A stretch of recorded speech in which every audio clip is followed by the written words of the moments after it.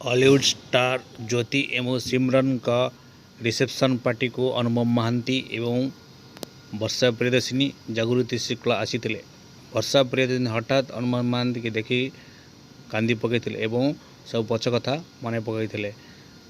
एबे किछि दिन हला जागृति शुक्ला एवं अनुपम महांती मैरेज सरी जाइछि एवं वर्षा प्रियदर्शिनी देखी बहुत कांदी छंती एवं तांको साना भाई ज्योतिंकर विवाह को आसी अनुपम महांती जागृति शुक्ला भी आसी और सिमरन बहुत खुशी अछंती एवं तांको सासू को गोटे सुंदर सुनार हार पिंधे देउछंती एवं से मध्य बहुत खुशी अछंती।